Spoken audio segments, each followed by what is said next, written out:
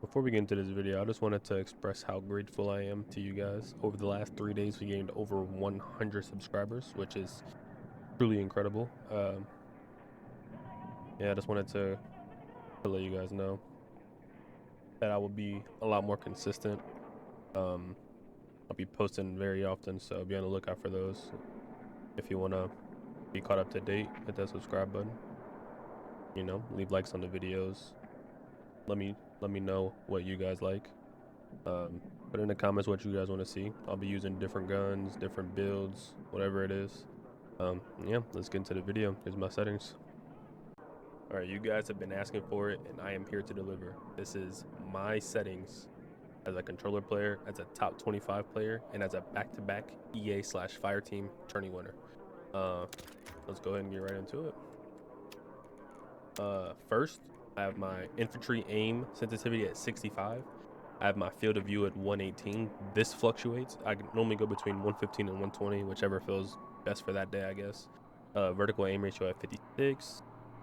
Uniform aim training is on. I use the coefficiency at 178. I've tried 0. I've tried 78, I believe, is the other number people have been recommending. But 178 feels the best. Now both the aim assists are at 100. These are changeable. You can change these values. I use them at 100. There is one downside of using them both at 100. When you knock somebody and you want to shoot at somebody that's behind that knock, normally you would get stuck on the person that's down. So be on the lookout for that. Be cautious of that. Play with the values. See what works the best. My aim assist curve is at dynamic. I've used literally all of these, every single one of these. I used to be a linear player. That doesn't even feel good in this game. Trust me, use dynamic. It's the best. I've also tried all the stick acceleration presets, and Battlefield 1 feels the best. I use it at 35. It doesn't feel as sticky and as grounded as the other presets. I use sprint at toggle. I like to click it once and then be sprinting. I don't use the double tap forward to sprint. Let me click it once and be on my day. Obviously, I use it on the left stick. My slide is at B. I play claw, so it's easier for me to stay on the face buttons. Now my zoom is obviously at LT, but my steady scope is also at LT. This setting is specifically for recon. If you're on recon, one of the passives is when you aim in with a sniper, it imitates that hold breath. So it's just easier to put it at LT instead of another keybind. That way, when you actually aim in, it automatically does it. It just makes it a whole lot easier. Now my aim sensitivity is at 60. You always want your aim in to be slower than your hip fire. That way it balances itself out. I have all of my close range zooms at 100. That way it doesn't change, always consistent. But I have my higher range scopes all at 75. That way when I'm tracking, I don't overflick, I don't overcommit. I stay exactly where I want to be. But you can fit around with these numbers. You don't have to copy mine word for word, bar for bar. This setting right here is also for a Redsec. I use skydiving insertions. I used to use tethered. But tethered makes it to where it doesn't pull on its own. Like you have to do it yourself. But I think there's a bug in Redsec that it's super finicky. It doesn't always let you click the button when you want to actually pull the parachute itself. So just put it on skydive insertions. Always is a good option too when you're close. I just use skydive insertions. I use prioritize interact. I don't want to be caught switching my gun or reloading my gun when I'm trying to quickly do something. My interacts is at toggle, skip revive out on hold. That way I don't accidentally bleed out. My peak type is disabled. I do not like that. I don't want to aim in and be, you feel me, always stuck. Go to my dead zones, which are here. My joystick dead zones. I have my center dead zone at 3, my axial at 15, and my threshold at 100. Go to all of them. I have my vibration off. Do not play with vibration on. Do not play with vibration on. My left stick center dead zone is at 1. My axial dead zone is at 5. My input threshold is at 100. Same for the right stick. Now my triggers, I have my left trigger dead zone at 1. I have the threshold at 100, but my right trigger dead zone is at 1, and my threshold is at 85. Now the threshold for I changed that one because when you're shooting, you want as minimal, because at 100 it doesn't change anything.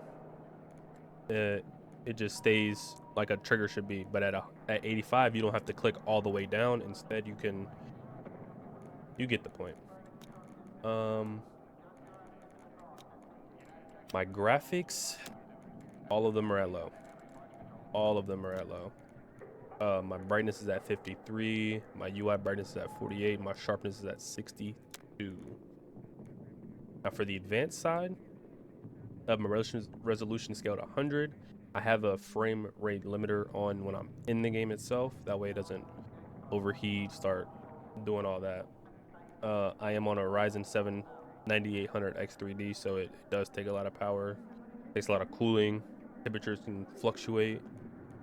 But my in menu and in background are my limiters are off. I am on enabled plus boost because I have that powerful CPU. I want to take a little bit of stress off of it and also use the GPU. Now this anti-aliasing I play with it off, but the upscaling I play with it on DLSS. I've tried to play with the upscaling technique off, but it doesn't look good. Don't use it. It just makes it to where, like, when you're aiming or trying to see something from far away, it makes it to where it doesn't render in, but it also makes your game very, very, very blurry. I recommend not using it, but again, you can fiddle around with whatever settings you want. I use it on 4.0 performance. You could use it on quality, but I like to use it on performance.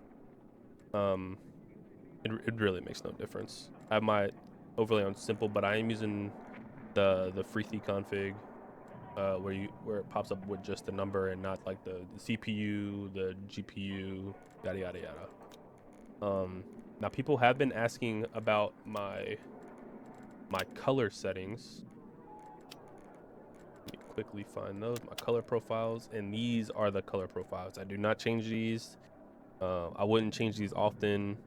That way you don't start getting confused. My friendly color is on yellow and not, I think it's default green, I want to believe. My player color has always been the same. It's always been at a light, vibrant, like pinkish purple. My enemy color is at blue. Now the enemy color can also change the color of the fire. Like normally it'd be red, but if you change the enemy color to whatever color, it'll change the fire color to that color. I have my flash grenade inverted. I don't want to get struck by the hand of God when I get flash banged. Motion blur, turn all those off. Camera shake amount, they reduced it from 50 to 25, so you can actually go lower now. So I would recommend going to lowest. Reduce sprint camera bobbing, leave that on, and turn everything else off. Most of these settings are very unnecessary settings. All of my hints are off. You want your horizontal padding at 100. That way it like shrinks it. You don't got to look all the way at your bottom left corner to see the mini map, because the mini map is very important. You want your Sovis filter on.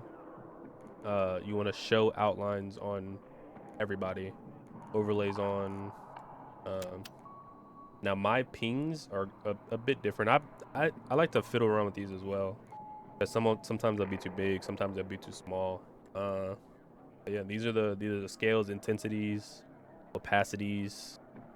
Yeah, you can pause the video, take a screenshot, whatever you need to do. My mini maps on large. My zooms are at 400. View rotation on, interior zoom off. Show compass. You want those on in Redsec for sure. Now these are my crosshair, the color, the reticle. I have it on thin. I do not want this on. I don't want to see my crosshair moving as I'm trying to shoot somebody. These are the hit colors, the hit sound, the numbers, where it's at. This, I have it like where it's like directly under my red dot sight. That way it's not in the way, but I can still see it. I don't have to move my eyes to the left side or right side of my screen. I have the chat on. Now audio, I have it at 95. I have the sound effects at 90. These two you definitely need on, but you don't want them super loud and overpowering. I have mine at 58 and 55. These two tell you when like someone's like parachuting nearby or something. Like it'll say like enemy parachuting on you, check your location or whatever.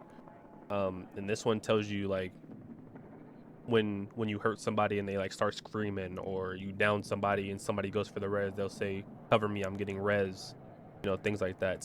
These settings will save you. You want your hit indicator on. Sometimes I play with it off, but when I play with it off, sometimes it doesn't tell me when myself is getting shot at, so I don't know. My sound audio mix is at War Tapes Val, and I have it at 80. That way there's no difference between the left and the right side. But fair warning, it does get very loud. If you're a competitive player, War Tapes Val is probably the best. If you're a casual or something, I would probably just stick to like night mode or something. Night mode is very good as well. Other than that, that's about it. Those are my full deep dived controller settings, graphic settings, audio settings. If you want to play like me, there you go.